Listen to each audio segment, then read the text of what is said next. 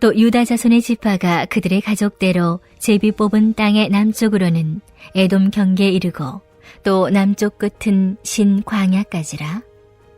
또 그들의 남쪽 경계는 여매의 끝 곧 남향한 해만에서부터 아그라빔 비탈 남쪽으로 지나 신에 이르고 가데스 바네아 남쪽으로 올라가서 헤스론을 지나며 아달로 올라가서 돌이켜 갈가에 이르고 거기서 아스몬에 이르러 애굽 시내로 나아가 바다에 이르러 경계의 끝이 드나니 이것이 너희 남쪽 경계가 되리라. 그 동쪽 경계는 여매이니 요단 끝까지요. 그 북쪽 경계는 요단 끝에 있는 해만에서부터 벳 호글라로 올라가서 벳 아라바 북쪽을 지나 로벤 자손 보한의 돌에 이르고 또 아골 골짜기에서부터 드비를 지나 북쪽으로 올라가서 그강 남쪽에 있는 아둠밈 비탈 맞은편 길가를 향하고 나아가 엔 세메스 물들을 지나 엔노겔에 이르며 또 흰놈의 아들의 골짜기로 올라가서 여부스 곧 예루살렘 남쪽 어깨에 이르며 또 흰놈의 골짜기 앞 서쪽에 있는 산 꼭대기로 올라가나니 이곳은 르바임 골짜기 북쪽 끝이며 또 이 산 꼭대기에서부터 넵도아 샘물까지 이르러 에브론산 성읍들로 나아가고 또 바알라 곧 기럇 여아림으로 접어들며 또 바알라에서부터 서쪽으로 돌이켜 세일선에 이르러 여아림산 곧 그살론 곁 북쪽에 이르고 또 베세메스로 내려가서 딥나를 지나고 또 에그론 비탈 북쪽으로 나아가 시크론으로 접어들어 바알라산을 지나고 얌류엘에 이르나니 그 끝은 바다며 서쪽 경계는 대해와 그 해안이니 유다 자손이 그들의 가족대로 받은 사방 경계가 이러하니라. 오늘은 하나님이 정하신 자리에서 누리는 은혜라는 제목으로 여호수아 15장의 말씀을 나누겠습니다. 주신 말씀을 통해 하나님의 놀라운 은혜를 누리는 복된 하루 보내시길 소망합니다. 길을 찾을 때 내비게이션을 켜보면 지도 위에 굵게 표시된 선들이 눈에 들어옵니다. 바로 나라와 지역, 도시와 구역을 구분해주는 경계선입니다. 이 경계가 있어야 우리가 지금 어디에 있으며 어디까지 가야 하는지를 정확히 알 수 있습니다. 만약 경계가 없다면 길을 잃고 심지어 자신의 위치조차 파악하지 못하게 될 것입니다. 하나님께서는 이스라엘 백성에게도 그들의 삶을 위한 분명한 경계를 설정해 주셨습니다. 갈렙에 관한 짧은 이야기가 끝난 후 이제 본문은 유다 지파가 받을 땅을 어떻게 분배받게 되는지를 소개합니다. 앞서 등장한 갈렙의 이야기는 참된 신앙인이 여호와의 명령에 끝까지 순종하고 인내할 때 어떤 복을 누리게 되는지를 보여주는 삶의 원리였습니다. 이제 기업을 배분받게 될 유다 지파 역시 갈렙처럼 여호와를 온전히 따르는 믿음 위에 서야 함을 강조하는 것입니다. 이처럼 개인의 신실함과 공동체의 분배는 서로를 비추며 하나님의 약속이 개인과 공동체라는 두 차원에서 동시에 성취된다는 사실을 드러냅니다. 여호와께서 주시는 유업은 공동체 전체에 주시는 기업일 뿐 아니라 믿음대로 행하는 개인에게도 허락되는 은혜의 복입니다. 특히 유다 지파에 대한 보고는 다른 지파보다 훨씬 더 세밀하고 상세하게 기록되어 있습니다. 1절은 유다 지파의 땅 분배가 제비뽑기로 진행되었다는 사실을 먼저 알려줍니다. 이는 하나님께서 이 과정을 주관하셨다는 뜻으로 제비뽑기는 단순한 추첨이 아니라 하나님의 뜻을 묻는 신앙적 행동이었습니다. 당시 제비는 나무 조각이나 돌 위에 선택지를 기록하여 그릇에 넣고 권위를 가진 자가 그것을 흔든 뒤 땅에 던지는 방식으로 진행되었습니다. 그렇게 나온 결과에 대해 누구도 이의를 제기할 수 없었습니다. 그 결정은 하나님께서 내리신 것으로 받아들여졌기 때문입니다. 유다의 남쪽 경계는 에돔 경계에서부터 신광야까지입니다. 에돔은 이스라엘의 동남부에 위치한 지역이기에 본문은 동쪽에서 서쪽으로 이어지는 경계선을 그려주고 있습니다. 신광야의 정확한 위치는 단정하기 어렵지만 민수기의 내용을 고려할 때 가데스 바네아를 포함하는 지역으로 추정할 수 있습니다. 이스라엘은 출애굽 여정 가운데 이 지역에서 가나안 정탐을 시행한 적이 있습니다. 다시 말하면 신광야는 에돔과 인접한 네겝 남부의 넓은 광야 지역이며 미리암이 죽은 곳으로도 기억됩니다.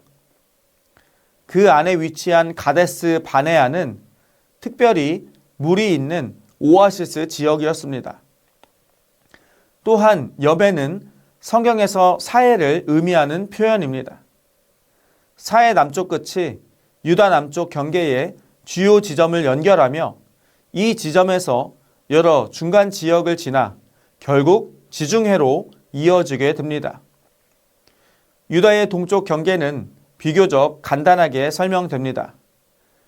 사해 전체를 기준으로 경계를 삼고 있으며 그 북쪽 끝은 요단강까지 이어집니다.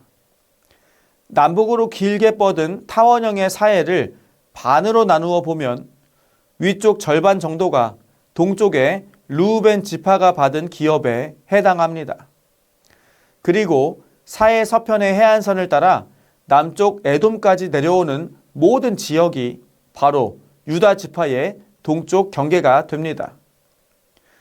유다 지파의 북쪽 경계는 요단강이 사해로 흘러 들어가는 하구에서 시작됩니다. 이 경계선은 오늘날의 지도로 표현하자면 사해 북쪽 지점에서 출발하며 예루살렘의 남쪽과 서쪽을 지나 결국 지중해에 이르는 긴 선으로 이어집니다. 유다의 서쪽 경계는 지중해 해안을 포함하며 블레셋 지역과 맞닿아 있습니다. 유다 지파는 사막과 산지뿐 아니라 평야와 해안까지 아우르는 넓은 영역을 기업으로 받았습니다. 다시 말해 가장 광범위하면서도 전략적으로 중요한 영토를 차지하게 된 것입니다. 12절의 마지막 표현을 문자 그대로 옮기면 이것이 유다 자손의 경계이니 사방으로 그들의 가족들을 둘러싼다라는 의미가 됩니다. 이는 네 방향의 경계가 유다 가문을 감싸며 보호하는 듯한 이미지를 떠올리게 하는 묘사이기도 합니다. 15장은 유다 지파가 기업을 받는 장면을 보여줍니다. 하나님께서는 그들의 땅의 동쪽은 사해, 서쪽은 지중해, 남쪽은 신광야와 에돔, 그리고 북쪽은 예루살렘까지라고 경계를 정해 주셨습니다. 얼핏 보면 단순한 지리적 설명처럼 보이지만 사실 그 안에는 하나님의 주권과 약속이 깊이 담겨 있습니다. 학자 데이비스는 이렇게 말했습니다. 모든 경계 표시는 사람의 마음을 흥분으로 뛰게 만든다. 하나님의 선물에 대한 상세한 묘사는 결코 지루할 수 없다. 만약 하나님께서 우리 모두에게 서울 도심의 귀한 땅을 너에게 주겠다라고 말씀하신다면 얼마나 놀랍고 가슴 벅찬 감동이 있겠습니까? 유다 지파 역시 그와 같은 마음이었습니다. 하나님께서 먼저 그 땅을 그들의 이름으로 등기해 주시고 이제 그것을 차지하라고 명하셨으니 얼마나 큰 기대와 설렘이 있었겠습니까? 또한 중요한 것은 이 분배가 단순히 지파 단위에서 끝나지 않았다는 사실입니다. 하나님은 씨족과 가문 단위까지 세밀하게 나누셨습니다. 이는 하나님의 관심이 단지 큰 민족 이스라엘 전체에만 있는 것이 아니라 작은 가정 하나, 사람 한 명 한 명의 형편과 필요까지 향하고 있음을 보여줍니다. 하나님께서는 각 가정이 감당할 수 있는 기업을 준비해 주셨고, 그래서 이스라엘 백성은 자신들의 땅을 바라볼 때마다 우리가 이곳에 있는 것은 하나님께서 우리 가정을 기억하셨기 때문입니다 라고 고백할 수 있었습니다. 더 나아가 유다 지파는 단순히 큰 영토를 받은 지파가 아니라 메시아가 나올 언약의 뿌리였습니다. 야곱은 유다에게서 왕이 날 것이라 예언했고, 그 예언은 다윗을 통해 성취되었으며, 궁극적으로는 예수 그리스도께서 유다의 자손으로 이 땅에 오셨습니다. 그러므로 여호수아가 기록한 이 경계는 단순한 지도상의 선이 아니라 하나님의 구원 역사가 펼쳐질 무대이기도 했습니다. 성경 전체를 봐도 하나님은 언제나 명확한 영역을 설정하셔서 당신의 백성을 인도하고 보호하셨습니다. 노아 시대에는 방주의 크기와 설계를 정해주심으로 심판 속에서도 생명을 보존하게 하셨습니다. 출애굽 이후 시내산에서 주신 십계명은 이스라엘 백성이 거룩한 백성으로 살아가야 할 하나님의 통치 경계였습니다. 아브라함에게도 내가 내게 보여줄 땅으로 가라 하시며 약속의 땅을 밝히 보여주셨습니다. 하나님이 정하신 경계와 규정은 우리의 삶을 제한하기 위한 것이 아니며 약속을 성취하며 언약의 백성으로 보호하기 위한 하나님의 은혜로운 울타리였습니다.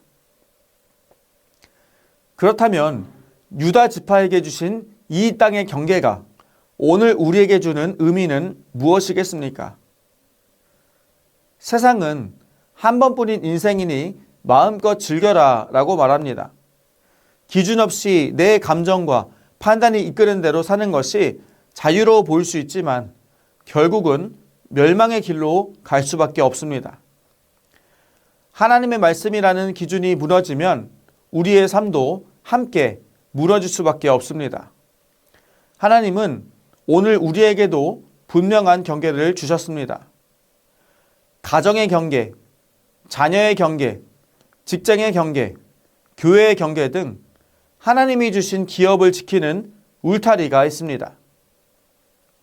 우리는 세속의 물결이 들어오지 않도록 말씀과 기도로 무너진 것을 보수하고 하나님이 맡기신 사명과 삶의 자리를 믿음으로 지켜나가야 합니다. 하나님께서 손수 그어주신 경계 안에 거하는 것이 가장 안전하고 가장 복된 길입니다. 그 경계 안에서 하나님은 우리의 삶을 지키시고 우리의 가정을 돌보시며 우리의 걸음을 가장 선한 길로 인도하십니다. 오늘도 그 경계 안에서 풍성한 은혜와 기쁨을 누리며 승리하시는 성도님들 되시기를 주님의 이름으로 축원합니다. 이 시간 기도하겠습니다. 하나님께서 정하신 말씀의 경계 안에 머물며 맡기신 자리와 사명을 끝까지 지키게 하소서.